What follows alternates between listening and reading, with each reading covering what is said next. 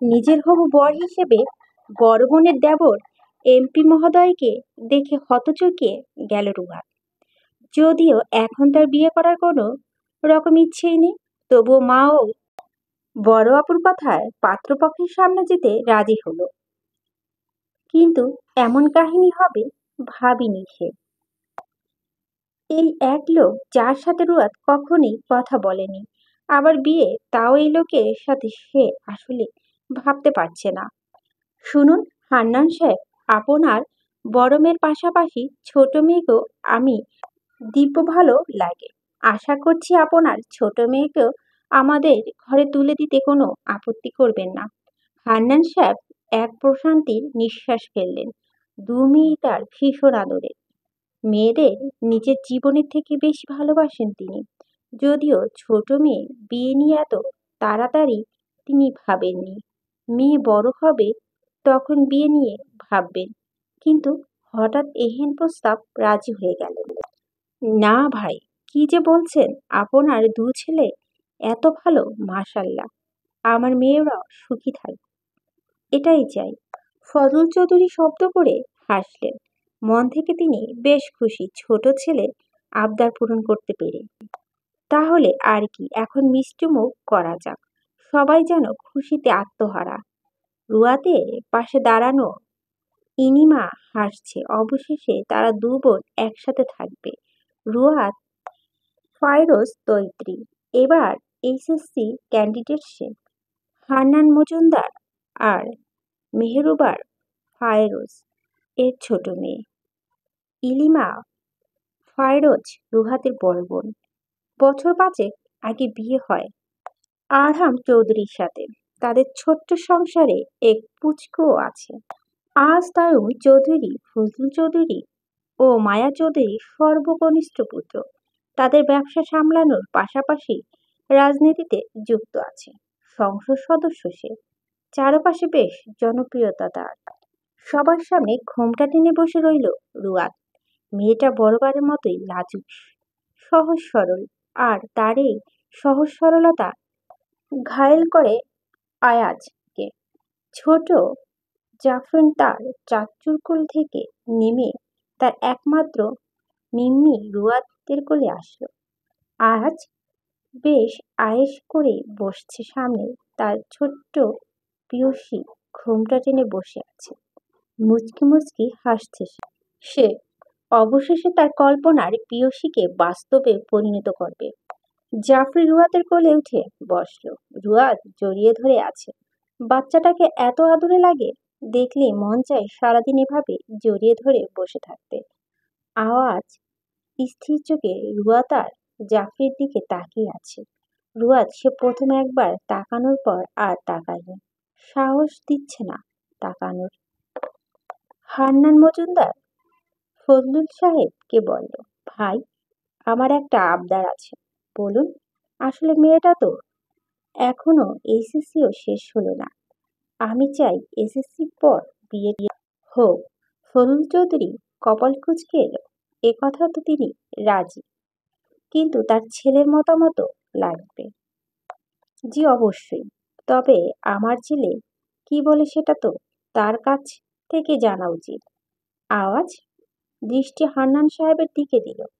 যেহেতু রুহাদের এসএসসির সামনে, তাই সে এখনো কোনো রকম চিন্তা ভাবনা ছাড়াই বলে দিল, সমস্যা নেই, ওর পরীক্ষা শেষ হোক আগে। ইনিমা সবাইকে বলে রুয়াদকে ভিতরের রুমে নিয়ে আসলো। রুয়াদ মেহেরুবা মজুমদারকে ধরে কান্না জুড়ে দিল একদম।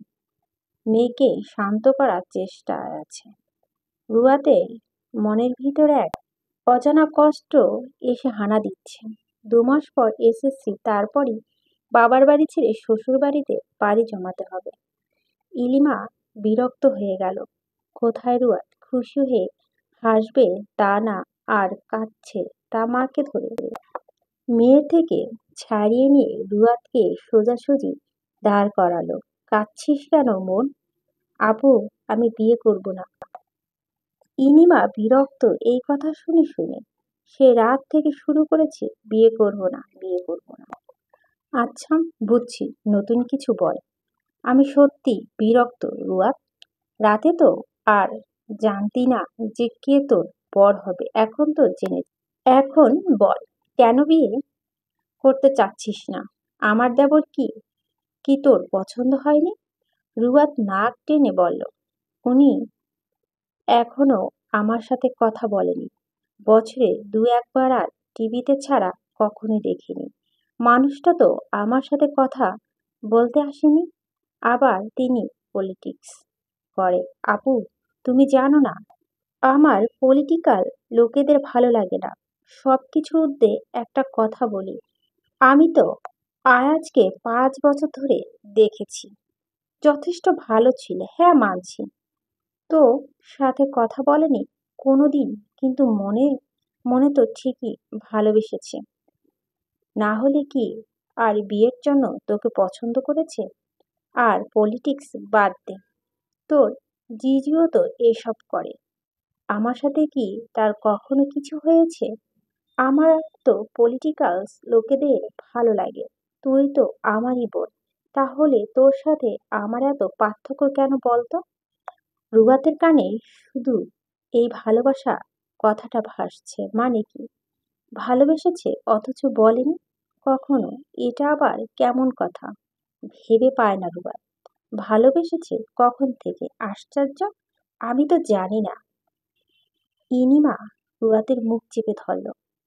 তাদের মা এখানে দাঁড়িয়ে আছে তো, এই খেয়াল ওর কি নেই? মেহেরুবা রুম ত্যাগ করলেন। দু বোনের এসব কথায় তিনি থাকতে চান না। ভালোবাসার কথা একটু পরে বলতে পারলি না? মা শুনেছেন তো, তোর জন্য আমার ইমেজটাই নষ্ট হলো। রুয়া ভুরু কুঁচকালো। এ কি, তার বোনের তো সবার আগে এ কথা বলেছে। এখানে সম্পূর্ণ দোষী সে। কি সুন্দর নিবিড় ছোট বোনটাকে ফাঁসিয়ে দিল। রুয়াদ মিনমিন করে বলল, তুমিই তো আগে বলেছ কথাটা। আচ্ছা হয়েছে, চুপ কর। এই নিয়ে আর একটা কথা বলবি না। বিয়ের পর তার মুখে থেকে শুনিস। আপাতত রাজি হয়ে যা। রুয়াতের মন সায় দিচ্ছে না। সে কিছুতেই মানতে পারছে না। সবাই সবার মতামত নিয়ে রাজি হয়ে গেল। কই, তাকে তো কেউ জিজ্ঞেসও করলো না। মন ক্ষুণ্ণ হয়ে গেল তার। রুয়াতকে চুপ থাকতে দেখে ইলিমা বলল, আহারে চুপ আছিস কেন? রুয়াতের দৃষ্টি মেজেতে। তার বোনকে আসলে কি বলা উচিত? আপু, সবাই সমান মতামত নিল। আমাকে তো কেউ একটিবারও জিজ্ঞেস করাও প্রয়োজন বোধ করল না। সেই জন্যই তো আমি জিজ্ঞেস করছি। তুই কি রাজি না? শোন, আমি বরাবরের মতোই বলছি। আয়াজ খুব ভালো ছেলে, হয়তো প্রচুর গম্ভীর স্বভাবের, কিন্তু সবাইকে খুব সম্মান করে। আজের মতো ছেলে আর একটাও হয় না। তুই তো তাকে চিনে উঠতে পারিসনি, তাই রাজি হচ্ছিস না। বাসার ভিতরে সে যেমন, বাহিরও সবার কাছে সে খুব জনপ্রিয়। এমন কোনো লোক নেই যে তোর অনাগত স্বামীকে না চিনে। আরে বোন, তুই একজন এমপির বউ হচ্ছিস, এর চেয়ে ভালো আর কি বা চাওয়ার আছে? আমার তো মনে হয় তুই শুধু রাজি না, অন্য কোনো মেয়ে হলে সাথে সাথে কবুল বলে ফেলতো। রুয়া জানে এমন পলিটিক্যাল লোকেদের এখনকার প্রজন্মের মেয়েদের ভীষণ পছন্দ। তবে কেন জানি রুয়াদের এইসব পছন্দ না। আমি সবার মতো না। ইলিমা এক দীর্ঘ গতিতে নিঃশ্বাস ছাড়ল। ছোটবেলা থেকেই রুয়াদ কথা কম বলা লাজুক মেয়ে, কিন্তু ভীষণ ত্যাগা সে। এক কথা সহজে মেনে নিতে পারে না। জানি তুমি তো অন্য মেয়ের মতো না, তোমার মান সম্মান বোধ খুব বেশি। এক কথা সহজে মানতে চাও না। রুয়াদ মাথা নিচু করে ফেলল। ইলিমা রুয়াতের গালে হাত রেখে বলল, কেউ তোর খারাপ চায় না, আমিও না। তুই বস এখানে, আমি আসছি। এরপর ইলিমা চলে গেল। রুয়াদ মাথায় ঘোমটা ফেলে মায়ের খাটে বসলো। খাটের পাশে জানালা থাকাতে সেদিকটায় তাকিয়ে রইল। তার এক মুহূর্ত মনে হলো প্রকৃতি মানুষকে আসল রূপ দান করতে পারে। ইলিমা আয়াজকে নিয়ে আসতে গিয়েছে। রুয়াদের সাথে আয়াজের একান্ত কিছু কথা বলা দরকার আছে। ইনিমা আয়াজকে নিয়ে রুয়াতে যে রুমে আছে সেখানে গিয়ে গেল। রুয়াদ একদৃষ্টিতে বাহিরে তাকিয়ে আছে। মৃদু বাতাস যে তার ব্যক্তিগত প্রেয়সীকে ছুঁয়ে দিচ্ছে সে খেয়াল কি আছে তার? দরজার বাহিরে ইনিমা আর আয়াজ দাঁড়িয়ে আছে। ইনিমা আজকে নিয়ে রুয়াদের সামনে দাঁড়ালেই সে এক দফা ভয় পেয়ে গেল। তাড়াতাড়ি শাড়ির আঁচল টেনে মাথায় নিল। আয়াজ তীক্ষ্ণ দৃষ্টিতে তাকিয়ে আছে, চোখে মুখে একরাশ গম্ভীরতা। শুনুন দেবর সাহেব, জাতির মন তো আপনি আগেই পেয়েছেন, এবার আপনার হবু বউয়ের মন পাওয়ার চেষ্টা করুন, না হলে আপনাকে আমি এত বড় এমপি হিসাবে মানতে নারাজ থাকব। সংসদ সদস্য হয়েছেন, এবার বইয়ের মনে সদস্য হওয়ার চেষ্টা করা উচিত আপনার। রুয়াদ মাথা নিচু করে আছে। তার বোন এসব কি বলছে? লজ্জা লাগছে তো? আয়াজ তার চোখে মুখে গম্ভীরতা এখনো কমায়নি। ভাবি আসলে কি বলতে চাচ্ছেন বুঝতে পারিনি। এই যা এত বড় নেতা হয়ে লাভ কি হলো? সামান্য কথা বুঝতে পারেননি আপনি? আপনার হবু বউ কেন বিয়েতে মত দিতে পারছে না সেটা আপনি তাকে একটু জিজ্ঞেস করুন তো। আমি নিচে গেলাম, আশাবাদী ভালো কিছুই শুনব। এই বলে ইনিমা চলে গেল। এদিকে রুয়াদ তো ভয় লজ্জায় শেষ হয়ে যাচ্ছে। আয়াজ তার দুহাত বুকে গুজে দাঁড়ালো। এত বছর কষ্ট করেছে রুয়াদের জন্য, সে আর এখন বিয়েতে রাজি হচ্ছে না? এ কথা আয়াজ মেনে নিতে না। এর যথাযথ উত্তর দিতে হবে তার। বিয়েতে রাজি না হওয়ার দুটো কারণ শুনতে চাই আমি। আশা করছি কোনো রকম ভঙ্গিমা ছাড়াই উত্তর দিবেন, যেহেতু আপনি একটু লাজুক মনের মানুষ। ভনিতা করতে পারেন, তাই শব্দটি আগে আগে উচ্চারণ করা।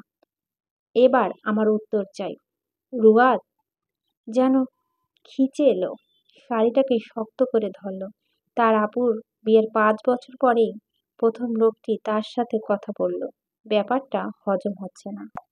ঠিক, আবার একদম সরাসরি উত্তর দিতে বলছে। কয়েক মিনিট পার হয়ে গেল, কিন্তু রুয়াতের উত্তর দেওয়ার কোনো খবর নেই।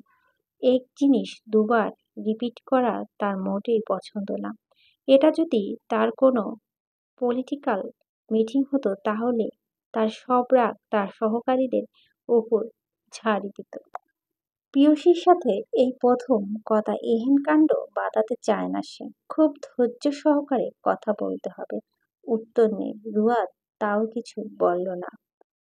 আয়াজ আর পারছে না এত ধৈর্য নিয়ে থাকতে, গম্ভীর কণ্ঠে ছাড়ল। উত্তর নেই। আচ্ছা, মেনে নিলাম। তাহলে আপনিও তৈরি থাকুন, আপনাকে এই বিয়ে করতেই হবে। আর আজ বাগদান সম্পূর্ণ করা হবে। রুয়াতের বুকটা ধড় করে উঠল। এমনটা তো হওয়ার কথা ছিল না। কি যে বলছে এই মানুষটা, ভেবে পায় না সে। অবশেষে রুয়াদ মুখ খুলল। আপনি যে পলিটিক্স করেন এটা আমার পছন্দ না। আর রুয়াদ মাথা নাড়ালো। আর কিছু বলার নেই তার। আয়াজ রুয়াতে বরাবর চোখ রেখে বলল, এটা আমার রক্তের সাথে মিশে গিয়েছে, ছাড়তে পারবো না। আর একটা উত্তর পাইনি আমি, কিন্তু দুটো কারণ জানতে চেয়েছিলাম। একটা দিতে আপনি পারেননি, তাহলে ধরে নিব আপনাকে আমার জীবনের সঙ্গী হিসাবে কাটাতে হবে। ধন্যবাদ, আসি এখন। আর চলে গেল নিজের উত্তর দিয়ে। অপর পাশের মানুষও তো মন্তব্য শোনা লাগবে। নিজের ভাষণ শেষ আর চলে গেল। রুয়াদ আজের পানে চেয়ে রইল। যা বলতো তা আপুর কথাটাই ঠিক। প্রচুর গম্ভীর লোকটা। রুয়াদ আবার খাটে বসে পড়ল। এখনো তার এইচএসসি 2 মাস সময় আছে। এই 2 মাসে সে দেখবে নিজের মনকে পরিবর্তন করতে পারবে কিনা। কিন্তু আজ বাগদান সম্পূর্ণ হবে এটা আর হজম হলো না তার। হাঁটু মুড়ে তাকে মাথা দিয়ে বসে রইল। এক নতুন জীবনের সূচনা হবে হয়তো আজ। রুহাতের আর আয়াজের বাগদান সম্পন্ন হবে আজ। সে হিসেবে প্রস্তুত নেওয়া হচ্ছে। হান্নান সাহেব ফজলুল চৌধুরী কথাটি মেনে নিলেন, যেহেতু তিনি আর আয়াজ তার আবদারটি রেখেছে। অবশ্যই ফজলুল চৌধুরী মেহেরুবা ফাইরোজের কাছেও জিজ্ঞেস করেছেন, তিনিও সম্মতি দিয়েছেন। তাই তারা শুভ কাজের প্রথম অংশ সেরে ফেলতে চান আগেই। সবাই মনে খুশির জোয়ার বইছে। হান্নান সাহেব কষ্ট হলেও তিনি কাউকে কিছু বুঝতে দেয়নি। সন্ধ্যায় আরহাম মায়া চৌধুরীকে নিজে মজুমদারদের বাসায় আসে। আয়াজ চায় তার জীবনের এই শুভ মুহূর্তে তার মা যেন তার পাশে থাকে। মায়া চৌধুরী এসে সবার আগে রুয়াদের কাছে গেল। রুয়াদ তার মায়ের ঘরে এক কোণে চুপ মেরে বসে আছে।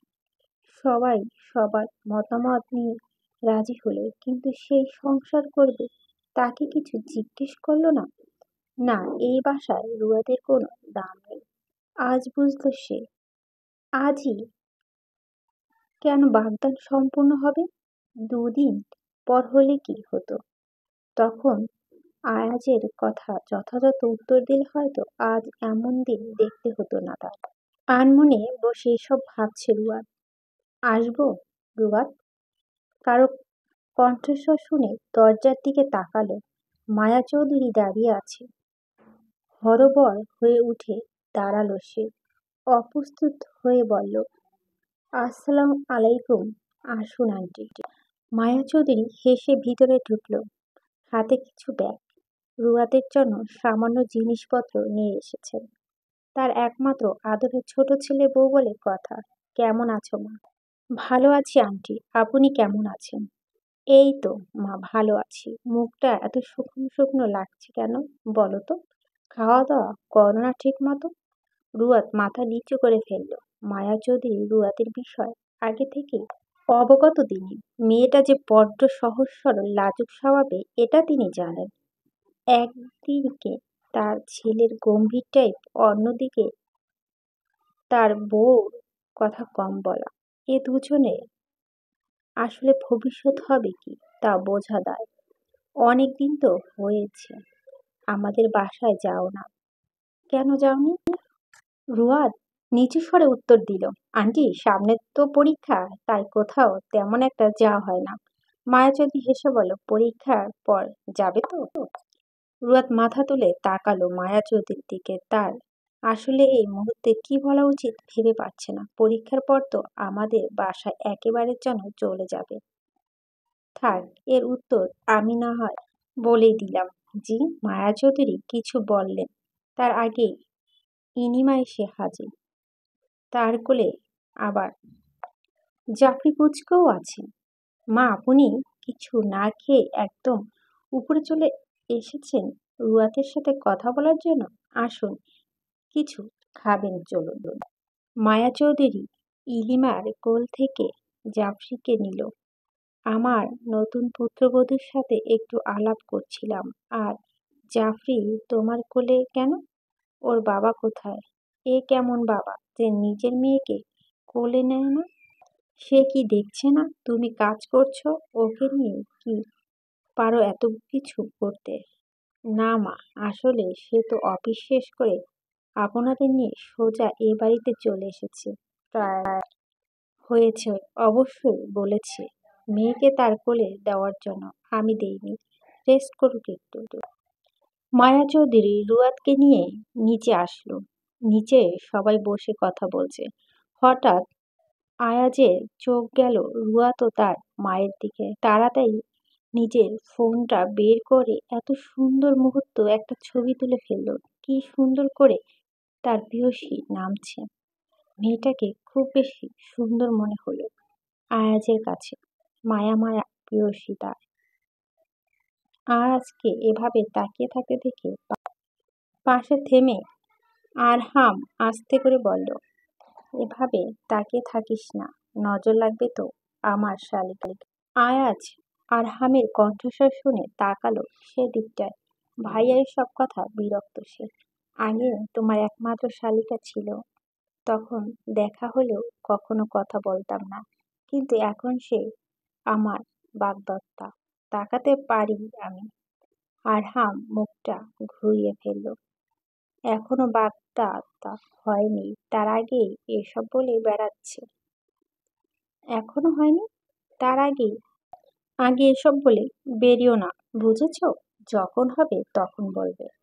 তুমি দেখছি কেমন জানি। আয়াজ অতিমাত্রা বিরক্ত তার ভাইয়ের এরকম অপ্রাসঙ্গিক কথা শুনে। এমনিও আরহাম তার পিছনে সারাক্ষণ পড়ে থাকে, কখনো ছাড় দিল না। ঘরের শত্রু বিভীষণ। তোমার মনে হচ্ছে না তুমি বেশি কথা বলছো?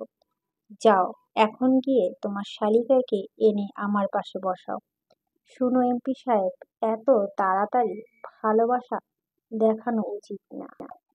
পরে হিতের বিপরীত হলে তোমারই দোষ। বেশি কথা বলছো আজকাল। আর আমার প্রেয়সীর সামনে এমপি সাহেব বলবে না। তার আমার পলিটিক্যাল কোনো বিষয় পছন্দ না। এমনিও সে রাজি না।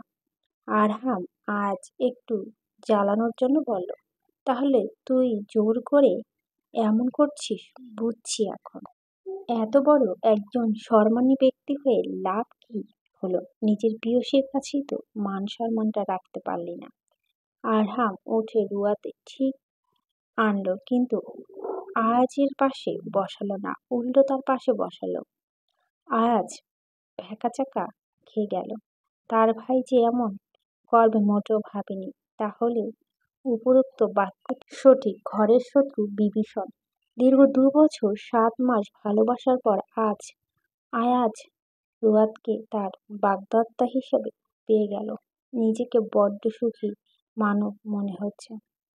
আয়াজ একটু রুয়াদের সামনে দাঁড়িয়ে আস্তে করে বলল, রিংটা কিন্তু আমার নামে পরানো হয়েছে। এই ২ মাসে নিজেকে করে নিবেন রুয়াদ ফাইরোজ। এরপর রুয়াদের হাত ছেড়ে দিয়ে দূরে সরে দাঁড়ালো। আয়াজের বলা কথাগুলো ভাসছে রুয়াতের কানে, সব ঘোলাটে লাগছে তার কাছে। সেই রিংটা দিকে এক নাগাড়ে চেয়ে আছে, যার সাথে কখনো কথাই হয়নি। সে কখনো কথা বলতে আসেনি, আজ হঠাৎ করে তার নামে রিং পরিয়ে দিল। আশ্চর্যজনক ঘটনা। রুয়াতের ক্ষুদ্র মন হাজার হাজার অনুভূতি এসে জমা হচ্ছে। এ অন্যরকম অনুভূতি, যা আগে কখনো হয়নি। রুয়াতের মন সৃষ্টি হওয়া অনুভূতি কি তাহলে আওয়াজের জন্য? সে এখন অন্য কারো ভবিষ্যৎ সম্পদ। কালও তার জানতাম না যে আজই তার জীবনের নতুন অধ্যায়ের সূচনা হবে। আয়াজ তাকিয়ে আছে তার প্রেয়সীর দিকে। মন দিক থেকে বলতে গেলে আজ সে ভীষণ খুশি। নিজের ভালোবাসাকে পাওয়া মাত্র অমৃত শান্তি আর কোথাও নেই। একদিন রুয়াতও তার মতো এমন ভালোবাসা জন্মাবে। রুয়াত ফাইরোজ ও একদিন আয়াজের ভালোবাসা মত্ত থাকবে। রুয়াত রিংটার দিকে তাকিয়ে একবার আয়াজের দিকে তাকালো। লোকটা নামে সে আজ রিং পড়েছে। আয়াজের দিকে তাকালেই বুকটা ধক করে উঠল তার। প্রেয়সী এহেন চাউনি সহ্য হল না প্রেমিক পুরুষের। মাতাল করা চাউনি তার প্রেয়সী। চোখটা সরিয়ে ফেলল সে। হান্নান স্যার কাউকে যেতে দিচ্ছে না রাতের খাবার না খাওয়া ছাড়া। তাই সবাই ঠিক করেছে রাতের খাবার খেতেই হবে। কিন্তু এদিকে আওয়াজের তো আর তার কাজ ফেলে এভাবে এতক্ষণ বসে থাকা ঠিক না। সে বসেও থাকতে পারছে না। এতক্ষণ ধরে কেউ একজন কল দিয়ে যাচ্ছে, তবে সময় পাচ্ছে না রিসিভ করার। এত মানুষের সামনে সে কলটা রিসিভ করতে পারছে না। সে খুব ভালো করে জানে এখন ইমার্জেন্সি কিছু না হলে কল আসবে না। একবার সবাই দিকে তাকিয়ে বাসার বাইরে চলে আসলো সে। শাহেদ কল দিচ্ছে।